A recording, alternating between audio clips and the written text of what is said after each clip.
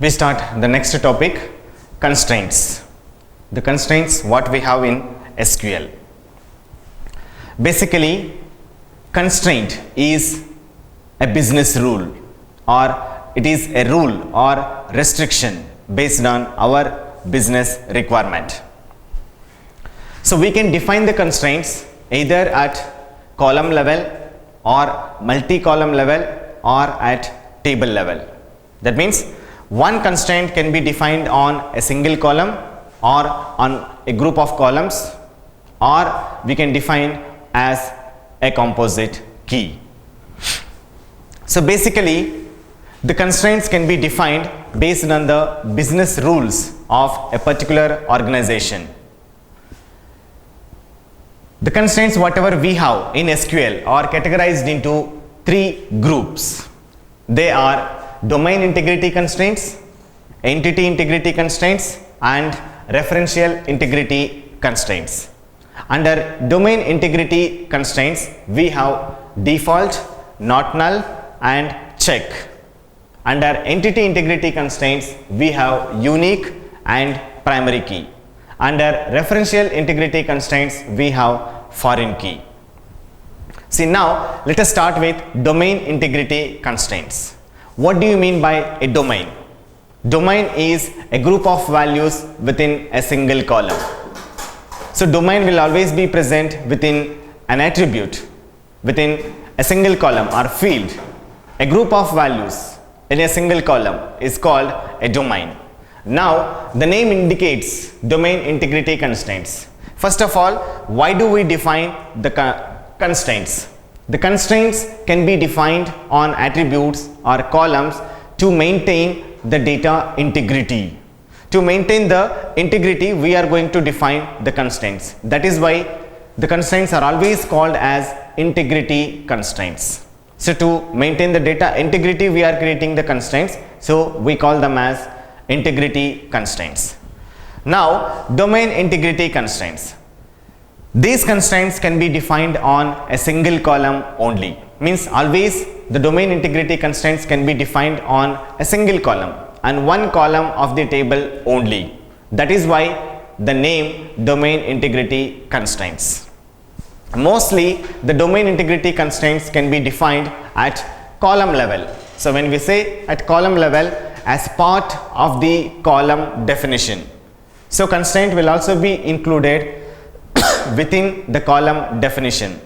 So this type of definition is called as column level definition. So mostly domain integrity constraints can be defined at column level. Let us start with domain integrity constraints. The first one is not null. So not null is a domain integrity constraint which can be defined on column as part of the column definition, that is at column level. Not null constraint does not allow null values. So if any column is defined as not null, we cannot enter null values into that particular column. That means the column does not allow null values. We must provide a value other than null value. Next, the not null can be defined on one column only. Means one not null constraint cannot be defined on two different columns. One constraint can be defined on a single column only, and not null constraints can be defined at column level only, that is as part of the column definition. Let us take an example.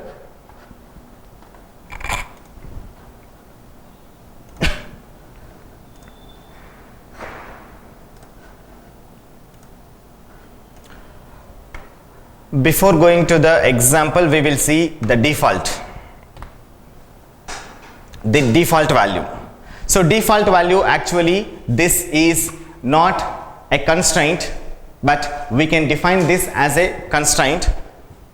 Means whenever we do not input any value, then it will take the default value whatever we have specified. That means most of the ignorant values will be considered as the default values. So when we define the default constraint, So the value whatever we specified along with the default constraint, that value will be inserted for the ignored values. That means when we do not insert or input any value to that column, those values will be filled with default values. Take an example. Create table name. Here we use the table name as emp_default. Employee number, data type is number. Employee name, varchar of 5. Sal, number. Department number, the data type is number. Here we use the default value here. So in this case the default value is 10. That means if we do not insert any value for the department number, that value will be filled with 10. That means it is not necessary to insert value for the department number in this case. All the rows in which the department number value is not present will be filled with 10. If we provide any value, so our explicit value will take the precedence over the default value. Means when we provide any value, that value will be considered for inserting into the table. When we do not provide any value, only in that case the value will be considered from the default value. If we provide, our value will take the highest precedence than the default value.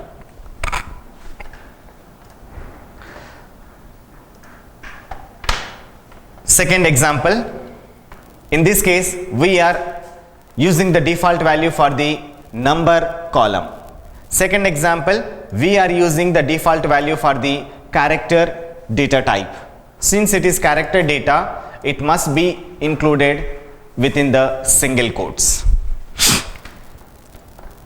The same columns we have, but we are specifying the default for the character column. Third example, DOB, data type is date. For date we are using the default keyword here, the default constraint. Here we are not providing any value here. We are providing a function, a built-in function. Sysdate is a built-in function which will be giving the today's date, the current date from the database server. So when we do not insert any date of birth value, that will be considered as today's date. See, not only the value, we can also supply the functions, the built-in functions for the default. This is just an example. So date of birth cannot be today's date. Just as an example, we are using the function here. Another example, the default sys timestamp. Sys timestamp is also a built-in function. Instead of sysdate, we are using sys timestamp here. So here only the date portion will be stored here. Date, time and time zone information also will be stored along with the date value here. So in all these examples, each table is having only one default value. Let us take another example where we can have one table with multiple default values. In this example,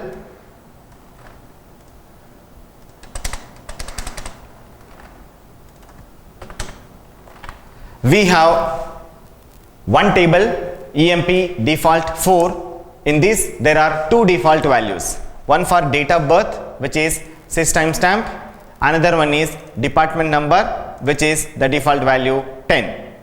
So in this case there are two default values in this table.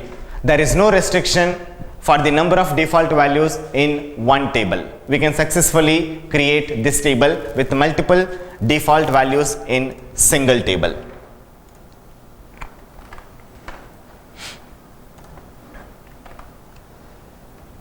Next one is not null. As we already know, the column which is defined as not null will not accept null values. We must input some value over there other than the null value. If you try to insert null value, it will throw an error. This can be defined on one column only and as part of the column definition. That is, not null can be defined only at column level.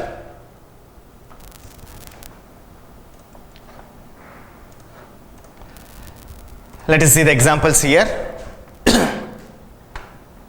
Create table. We are using one table name here. Employee number, data type is number. Here we are defining, see normally we put a comma here. So that is the completion of one column definition. But before the comma, we specify constraint, constraint name and the constraint type. Not null is the type of constraint what we are using here. Constraint, every constraint will have a specific name. See in this case, we are giving the name of the constraint as CN1. So when we give the name, the constraint will be considered with our name. Means whatever the name we input, with that name a constraint will be created. But the constraint name is optional. So see in the second example, we did not provide any constraint name for this. Directly we specified not null. There is no name for the constraint here. This point we discuss later what will happen when we do not provide any constraint name. This we will discuss later. So as of now, we have provided a constraint name CN1 for the not null constraint in the first table. Now this together is one column definition. So as part of the column definition, we are providing the not null constraint here. Now when we describe the table, under null we can see not null. For other columns we don't have anything, but for the first column not null is there. That means this particular column does not accept null values. Second example, in this table we are making first column and second column, that is number column as well as character column together, both the columns as not null separately.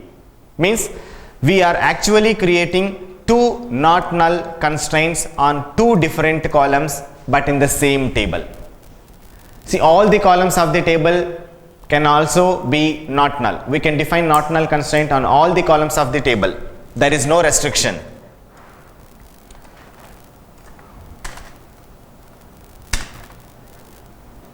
If we use not null for the third column also, this will be accepted. So we are specifying not null constraint for all the columns of the table. There is no error. There is no restriction like that. So this is absolutely possible. No error here. Now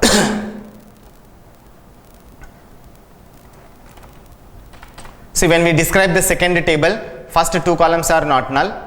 Last one is nothing is present here.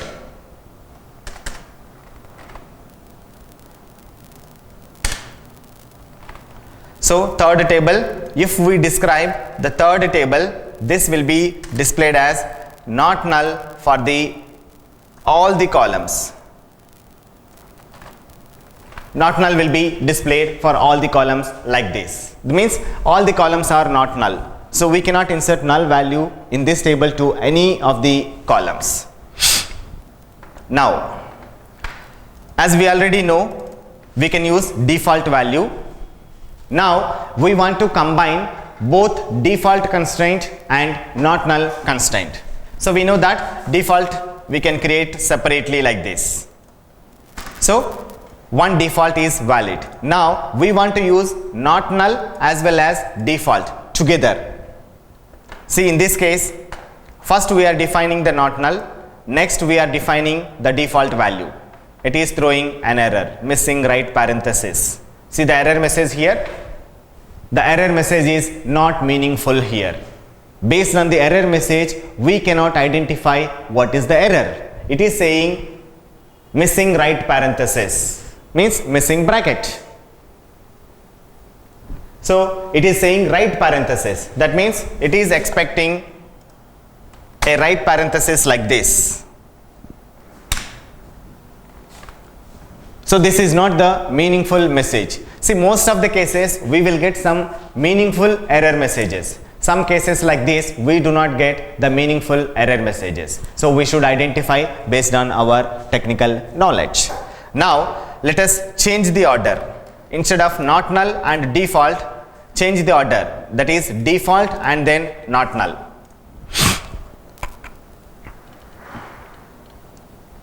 First we are using default and then we are using not null.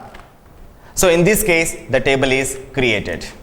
That means the default constraint has the highest priority than not null.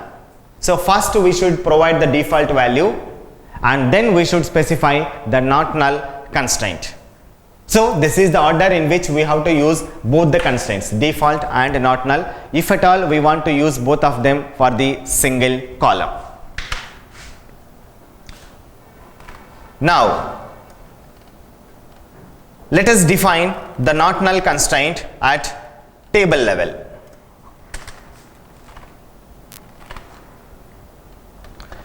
So what do you mean by defining the constraint at table level? So we know at column level. So all these are column level, means as part of the column definition. Now what do you mean by defining the constraint at table level? So this is nothing but defining the constraint at the end of the table. That is, after defining all the columns of the table, before closing the bracket, we specify the constraint. This is called defining the constraint at table level.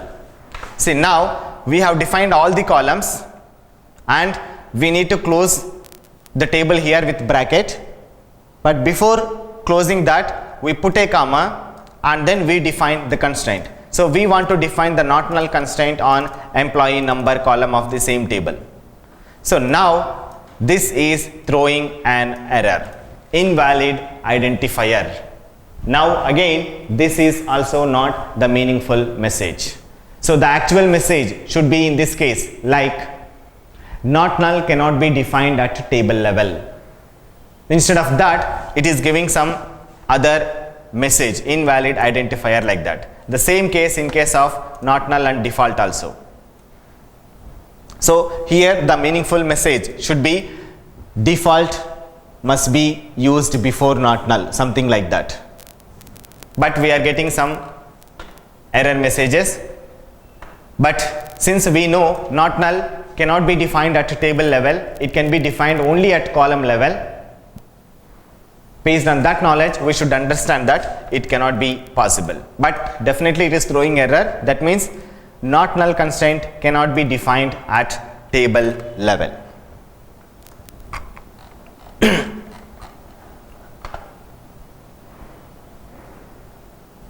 Now let us take the first and second examples. In first one, we are using the constraint name. Second one, we are not using the constraint name here. So in this case, what happens? See, when we give the constraint name, our constraint name will be considered for that constraint. When we do not give any constraint name for this, what will happen? So when we do not give any name for the constraint, the database server will automatically create or generate a sequential name for this constraint. So normally every constraint should have a name. If we give the name of the constraint, that name will be considered. If we do not give any name, system will generate a name for that and that name will be used for this particular constraint. Since here we used CN1, CN1 will be considered for this constraint, and here we have not used any name, so it will generate one name for this, and these names will be sequential. Suppose if it is generating 1, this will be 2 because it will be sequential. So these names we can see this later at the end. So where the constraints will be stored, basically the constraint names will not be stored within the table. Even though we are creating the constraints on table, the constraint information will not be stored inside the table. The constraints information will be stored in the data dictionary views. So those views we see later. which are the data dictionary views where the names of the constraints and type of the constraints will be stored. And at the same time we will see whatever the names we have given and what are the names that are generated by the database server. Next, move on to the next constraint, which is check constraint. It is again domain integrity constraint. So check constraint allows a valid range of values. So whatever the values we specify, only those values will be allowed into the check constraint column. Means in the column on which the check constraint is created, into that column only those values will be allowed whatever we specified. Next, check constraint can be defined on a single column only. That means it cannot be defined as a composite key. It cannot be defined on multiple columns, more than one column. That is one constraint on two different columns or three different columns. But we can define multiple constraints on multiple columns. That is two different constraints, check constraints on two different columns. That is possible. But one check constraint on two different columns is not possible. And check constraint can be defined either at column level or at table level. Column level also we can define this, or table level also we can define the check constraint. See the examples here. Check constraint. We are defining the last column as check constraint. So the check constraint must be enclosed within the parenthesis. So whatever the condition we are specifying, that must be placed within the brackets. So here we specify department number in 10, 20, 30. That means whatever the department number we insert into the department number column of this table should have the values of 10, 20 and 30 only. So we cannot insert any other value apart from these three values into this column. If you try to insert any other value apart from these three values, it will throw an error message. So to restrict the users to input any other value apart from these three, we are going to create this user defined check constraint. But all the check constraints must be enclosed in the parenthesis. Second example, again department number. We are defining the check constraint department number equal to 30. Means we have a single department in our company as of now. So always the department number must be 30 only. So if we try to insert any other value, it will throw error. So only 30 is allowed into this column. No other value is allowed here. Next, third example, we want to define check constraint and not null constraint together. See, we are defining the check constraint. Within the parenthesis, we say department number is not null.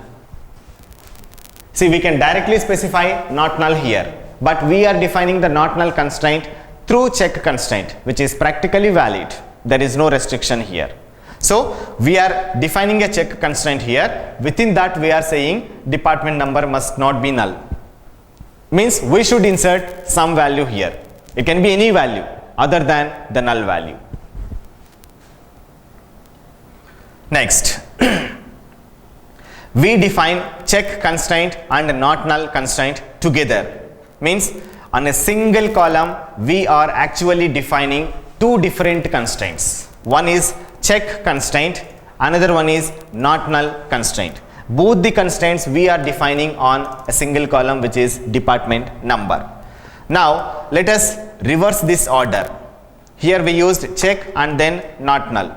In the next example, first we are using not null and then we are using check, which is practically valid. So the order doesn't matter here, whether it is check not null or not null and check, both are valid in this case. Now let us try with default value, default and check. So if you do not provide any value, that value must be considered as 10 as a default value, or if you want to insert any value, it should be 10, 20, 30. We are defining two different constraints again here, check and default, both of them. If we reverse that is first check constraint and default constraint, it will throw an error message. Again the error message is same, missing left right parenthesis. Since default has the highest priority, default must be specified in the beginning and then you can use the next constraint.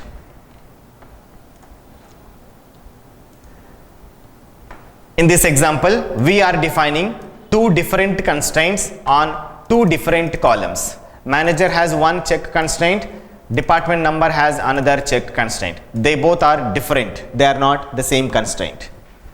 So here manager name must be A or B or C, because limited number of managers will be there in the company. That is why whenever we assign any manager name to the employee, the manager name should match with any of these three given values. Similarly, department number also, it should match with any of these three values. Now, all these are column level definition. Defining the constraint as part of column definition. Now, define the constraint at table level.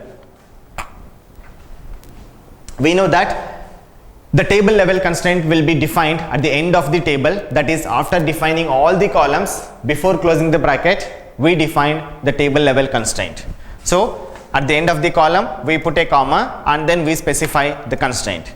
Check constraint can be defined at table level also. Even though it is domain integrity constraint, still the check constraint can be defined at table level. So check manager in A, B, C. Means we are defining a check constraint on the manager, which is not the last column, this is last but one column. On that column we are defining the check constraint which is successfully created. One advantage of using the constraint or defining the constraint at table level is we can define the constraint for any of the previously defined columns. It can be department number, manager, employee name, employee number. We can define this constraint on any of the previously defined columns.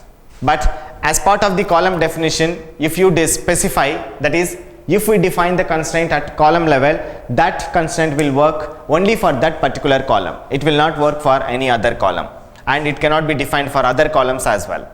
But at table level, we can define the constraint for any of the previously defined columns in that table only. In this example, we are defining the constraint at table level with a constraint name. Constraint name and then check. Normally this is optional, that is why in earlier cases we did not use it. But in all the cases, system will generate a name for all the constraints when we do not provide any name. In this example, we are providing the name as CC2. So in this table, a constraint is present on manager column with the name of CC2.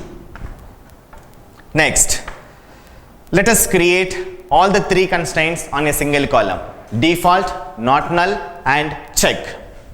Since default has the highest priority, first we should define the default, and then we don't have any precedence for not null and check. Both are having the same priority. That is why either not null and check or check and not null, both are valid. So when we want to define all the three on the same column, which is practically possible, allowed, there is no restriction. So in this case, since default has highest priority, it must be the first one. So there is no other restriction. So in this case, department number is not null. So department number does not accept null values, and if you do not provide any value, this will be considered as 10, which is the default value. If at all you want to provide any value, that value cannot be null. That value must be either 10 or 20 or 30. So only 10, 20, 30 are allowed into this column. That is because of check constraint. Null values are not allowed here. That is because of not null constraint. If you do not provide any value, the default value of 10 will be considered for that particular row. So if we use not null and check or check and not null, both are valid. The default one should be first one. So all the three can also be used for a single column of any table. There is no restriction. And all these things we are defining at column level. If you want to define all of them at a table level, which is not possible, default must be at column level, not null must be at column level, only check can be defined at table level.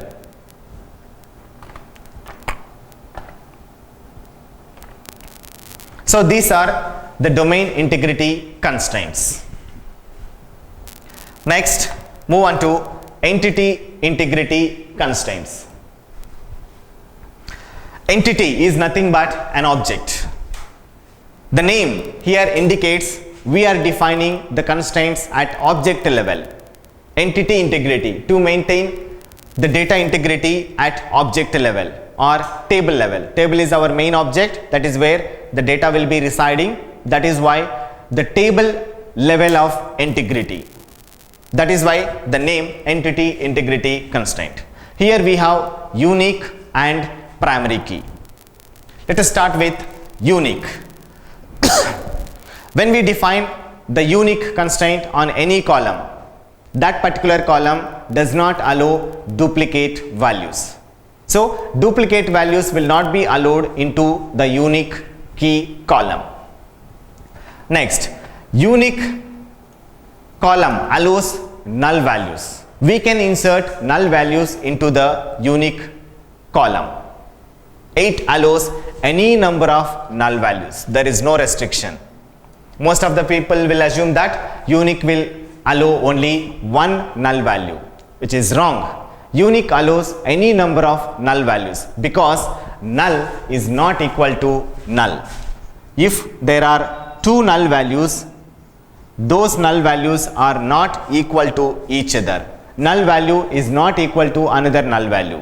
Because of that reason, unique column allows any number of null values. We don't have any restriction here. If there are 100 null values, all the 100 null values are different from each other. Next, unique can be defined either on one column or on multiple columns. In case of not null, check and default, these constraints can be defined on a single column. That means one constraint on one column. But in case of entity integrity constraints, that is unique, primary key, both the constraints can be defined on multiple columns. It can be defined either on a single column